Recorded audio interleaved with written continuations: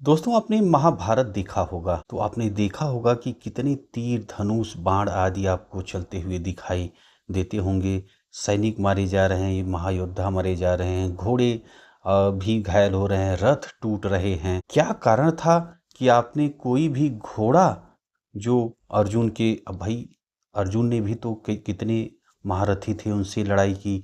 कर्ण जैसा महारथी अर्जुन से लड़ा हुआ था, है ना, लड़ाई हुई थी, बहुत सारे महारथी से अर्जुन की लड़ाई हुई। तो क्यों जो अर्जुन के घोड़े थे वो क्यों घायल नहीं हुए, क्यों मरे नहीं, है ना? क्यों रथ जो था अर्जुन का वो सही सलामत अंत तक रहा, युद्ध जब तक चलता रहा अंत तक रहा। और ये ध्वजा जो है कितनी विशालकाय थी, कितनी बड़ी थी कि इस पे जो है हनुमान जी उस पे बैठे हुए थे, है ना? तो ये सब सारे उत्तर आपको मैं इस वीडियो में देने वाला हूँ। तो नमस्कार दोस्तों, मैं हूँ डॉक्टर शिवराज सिंह। स्वागत है आपका अपने चैनल हिस्ट्री विद सिंह में। तो भाई आइए जानने का प्रयास करते हैं कि जो अर्जुन के घोड़े थे वो अंत तक बने हुए थे। जैसा कि मैंने अभी आपसे चर्चा की कि भाई जो अर्जुन से लड़ने वाले महारथी थे वो तो एक एक से महारथी थे, भीष्म थे, द्रोण थे, है ना? एक एक से महारथी जिनको मतलब कोई उनके बराबरी में कोई योद्धा ही नहीं था। बताइए तो कितने बाण चलाए होंगे? तो क्या एक दो बाण भी उनका ऐसा नहीं था कि वो घोड़ों को लगा हो, है ना? घायल नहीं हुए, मरे नहीं, ऐसा क्यों नहीं दिखता? क्या कारण है ना? तो आइए उसको मैं बताता हूँ कि क्यों अर्जुन के घोड़े जितने थे रथ पे जुते हुए, जितने भी घोड़े थे वो उतने ही हमें लास्ट तक, महाभारत के लास्ट तक दिखाई दे रहे थे जो रथ से जुते हुए थे। तो भाई इसका कारण आप समझिए क्या कारण था। तो देखिए, एक थे गंधर्व जिनका नाम था चित्ररथ। ठीक है, इन्होंने अर्जुन को 100 दिव्य घोड़े दिए थे। कितने दिए थे? 100 दिव्य दिव्य चमत्कारी घोड़े अर्जुन को दिए थे, है ना? अब इन घोड़ों की खासियत क्या थी, आइए उसे आप समझिए। तो ये जो है, ये घोड़े जो थे, तो इनमें से युद्ध में कितने ही घोड़े क्यों न मारे जाएं, पर ये गिनती में 100 के 100 ही बने रहते थे, है ना? कम नहीं होती थी। तो अब आप समझिए कि जो 100 घोड़े थे, भाई कितने भी मर जाएं, 100 के 100 मर जाएं, लेकिन ये फिर 100 वहां पे खड़े रहें, उपस्थित रहें, मतलब गिनती आपको कम होगी ही नहीं। अब जैसे 10 घोड़ा मरा, 100 घोड़े इन्होंने दिए हैं, 10 घोड़ा मरा, लेकिन वहां गिनती कमी नहीं होगी, 100 घोड़े वहां पे आपको दिखाई ही देंगे। क्यों? क्योंकि ये दिव्य घोड़े थे, है ना? और इन घोड़ों में क्या खासियत थी ये आप समझिए कि ये घोड़े पृथ्वी स्वर्ग कहीं भी आ जा सकते थे। इन घोड़ों में खासियत थी। और अब ये जो 100 घोड़े चित्ररथ ने दिया था अर्जुन को, अब इन 100 घोड़ों में से जो 4 बेस्ट थे, कितने? जो 4 बहुत ही सुंदर, बलशाली और प्रशिक्षित जो सबसे बेस्ट घोड़े थे वो अर्जुन के रथ में लगे हुए थे। 4 घोड़े, है ना? तो ये देखिए, ये चारों घोड़े वही दिव्य घोड़े आपको दिखेंगे, है ना? तो अब जो बेस्ट थे वो रथ में लगे हुए थे, है ना? तो अब आप समझ गए होंगे दोस्तों कि क्या कारण था कि जो अर्जुन के सामने घोड़े लगे हुए थे वो क्यों घायल नहीं दिखे, क्यों हमें मरे नहीं दिखे, क्यों कम नहीं दिखे? क्योंकि वो दिव्य घोड़े थे, है ना? और दिव्य होने से आपने देखा कि भाई गिनती उनकी कम होगी ही नहीं, है ना? तो ये हो गया। अब आ जाइए अर्जुन की जो रथ हैं उनकी चर्चा करें कि भाई रथ में क्या खासियत थी कि भाई इतनी बड़े बड़े योद्धा, जैसा कि मैंने अभी आपका नाम लिया बताया, तो इतने बड़े बड़े योद्धा जो है, हर जितने भी उनके पास दिव्यास्त्र थे, अस्त्र थे, उन्होंने रथ पे उन्होंने उससे प्रहार किया, लेकिन रथ नष्ट नहीं हुआ। अब इसका कारण क्या था, है ना? तो आइए इस रथ के बारे में हम जानते हैं, रथ को समझते हैं। तो देखिए, आपने देखा होगा कि जो धृतराष्ट्र के द्वारा पांडवों को खांडव प्रस्थ दिया गया। खांडव क्या था? वहां पे भाई बिल्कुल जंगल था, है ना। तो अब वहां पे पांडव गए भाई, उनको साफ सफाई करके वहां पे जो आपने देखा कि नगर उन्होंने बसाया, पांडव ने बसाया, है ना। तो अब इनको साफ करना था, है ना। तो अभी अब उसके लिए अर्जुन क्या करते हैं उसे मैं अभी आपको बता रहा हूं। उसके पहले अग्नि जो देव हैं उनकी भी कहानी हम समझते हैं। तो देखिए, जैसा कि आप जानते हैं कि जो अग्नि देव होते हैं, अग्नि को आहुति दी जाती है ना। तो गीता की एक किताब है टीका, उसमें लिखा हुआ था, वो मैं आपको बता रहा हूं कि यज्ञों में आहुति रूप से दिए गए घी को खाते खाते, तो अग्नि है, आप देखते हैं कुंड है भाई, हमारे आपके यहाँ भी पूजा पाठ होता है, आहुति दी जाती है, ढेर सारे जो चीज़ें होती हैं, घी है और भी बहुत सारे सामान होते हैं, तो उनको जो है अग्नि देवता को आहुति दी जाती है, समर्पित की जाती है ना, कि आप ग्रहण करिए, है ना। तो उसी तरह तो एक समय जो है, उस समय जब पांडव थे तो यज्ञों में आहुति, घी की ढेर सारी आहुति दी जाती थी, उसमें अग्नि में डाली जाती थी, जो अग्नि देवता खाते थे, है ना।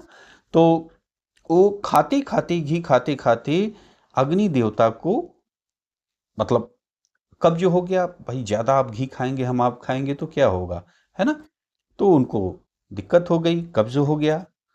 तो अब जो है अग्नि देवता, जो खांडव वन था, जहां पे अभी मैं चर्चा किया कि अर्जुन गए हैं जहां पे नगर बसाएंगे, तो उसके पहले, अर्जुन के जाने के पहले जो है वहां पे अग्नि जो हैं, वो अग्निदेव हैं, वहां पे गए। और वहां पे जो वन था, जो जंगल था, ढेर सारी वहां पे जड़ी बूटियां थी। तो अग्निदेव ने सोचा कि यार यहाँ पे बहुत सारी जड़ी बूटियां हैं, तो इनको मैं जला करके और इसे खा लेता हूँ। भाई जलाना या खाना वो तो एक ही हुआ ना। अग्निदेव क्या करेंगे, वो जलाना, वही तो उनका भोग है ना। तो चाहे आप इसे आप खाना समझ लीजिए या जलाना समझ लीजिए, ठीक है। तो अब इसमें ढेर सारी जड़ी बूटियां थी, तो इसको जो है वो खा करके अग्निदेव, है ना, खा करके उसे अपना कब्ज दूर करना चाहते थे। लेकिन अब अग्निदेव चाहते हैं कि भाई इसे जला दिया जाए या इसको खा लिया जाए, ग्रहण कर लिया जाए, है ना। तो इसे जो है देवता, जो देवता थे वो होने नहीं दे रहे थे। तो जब अब आप जब भी अग्निदेव वहां पहुंचे जलाएं, तो जो इंद्र थे वो वहां पे वर्षा कर दें, पानी बरसा दें, है ना। अब यहाँ पे अग्नि ने जलाया और उन्होंने बारिश कर दी, इंद्र ने बारिश कर दी, वो बुझ गया, आग बुझ गई। तो अब उससे जो है वो भोजन नहीं कर पा रहे थे, वो जो उनका भोजन वही जला करके वनों को जला देना, और यानी भोजन कर लेना, है ना। जैसे हम आहुति अग्नि में डालते हैं तो क्या होता है, वो अग्निदेव ग्रहण करते हैं ना वो भोजन, इसी तरह वो जो वहाँ की जो जड़ी बूटियां थी वो खा नहीं पा रहे थे। क्यों? क्योंकि जो इंद्र थे वो पानी बरसा करके अग्नि को बुझा देते थे। तो आगे क्या होता है, ये काम अर्जुन ने किया। जब वो भाई खांडव प्रस्थ पहुंचे, खांडव वन पहुंचे, तो अर्जुन ने क्या किया, आपने देखा कि उसको बाणों से जला दिया, है ना। तो जलाते हैं, अब भाई अग्निदेव को वहाँ की जो जड़ी बूटियां हैं वो प्राप्त हुई, है ना। तो भाई जली, अब उनका भोजन बने, अग्निदेव का ही तो भोजन बने, वो जो जड़ी बूटियां पेड़ पौधे थे। तो अब इससे जो है, जो अग्निदेव थे वो बहुत खुश होते हैं, अर्जुन से बहुत ही खुश होते हैं। तो क्या होता है, खुश होकर के अर्जुन को एक बहुत बड़ा रथ देती है ना। बहुत बड़ा रथ एक देते हैं अर्जुन को। कौन देता है? अग्निदेव। जैसा कि आपने देखा होगा कि जो महाभारत की युद्ध होता है तो उसमें भगवान कृष्ण और अर्जुन बैठे हुए दिखाई देते हैं। तो वो रथ कौन दिया है? वो दिया है अग्निदेव ने, है ना। तो अब इसकी खासियत समझिए कि क्यों क्यों ये नहीं जल रहा था, क्यों टूट नहीं रहा था, क्या इस रथ की खासियत क्या थी, इसे आप समझिए। तो देखिए, यह रथ 9 बैलगाड़ियों में जितने अस्त्र शस्त्र आ सकते हैं उतने अस्त्र शस्त्र इस रथ में पड़े रहते थे। समझ रहे हैं आप? बैलगाड़ी आपने देखी होगी, तो 9 बैलगाड़ी जो पीछे बना रहता है ना, जगह रखने के लिए बैलगाड़ी आगे रहती है और जो पीछे गाड़ी बनी रहती है जिसको बैल खींचता है, तो कितना 9 बैलगाड़ी में जितना जगह है, जितने अस्त्र शस्त्र रखे जा सकते हैं उतने अस्त्र शस्त्र इस रथ में रखे जा सकते थे। पहली खासियत हो गई। और देखिए, यह सोने से मढ़ा हुआ था, ये जो रथ था सोने से मढ़ा हुआ था और तेजोमय रथ था। और क्या लिखा हुआ है, इस रथ के पहिए बड़े ही मजबूत होते थे, पहिया बहुत ही मजबूत होता था, है ना। और बहुत बड़े बड़े रथ के पहिए थे। इसकी जो ध्वजा थी, जो ध्वजा थी वो बिजली के समान चमकती थी। ये जो झंडा था वो बिजली के समान चमकता था। और ये जो ध्वजा थी ये कितना दूर तक लहराती थी आप जानते हैं? लगभग 13 किलोमीटर तक ये जो ध्वजा थी, जो झंडे की ध्वजा थी, वो लगभग 13 किलोमीटर तक लहराती थी इस तरह, है ना। और इतनी लंबी ध्वजा होने पर भी अब आप समझिए, जो झंडा 13 किलोमीटर तक लगभग लहरा रही है तो उसका वजन भी तो होगा, इसका दबाव भी तो रथ पे पड़ता होगा। लेकिन ऐसा यहाँ पे नहीं लिखा, मतलब यहाँ पे नहीं दिख रहा है कि यहाँ पे लिखा है कि इतना लंबा होने पर भी इस रथ पर उसका कोई बोझा नहीं था, कोई प्रभाव उस झंडे का नहीं था। न यह कहीं रुकती थी और न कहीं वृक्ष आदि में अटकती थी। अब ये विशालकाय होते भी ये कहीं पे फंसती नहीं थी, है ना। अब कहीं पेड़ इत्यादि में फंसती भी नहीं थी, है ना, निकलती चली जाती थी। कोई चीज, पेड़ या कुछ भी जमीन या इसको रोक ही नहीं पाता था। ऐसा ये दिव्य रथ था, ठीक है।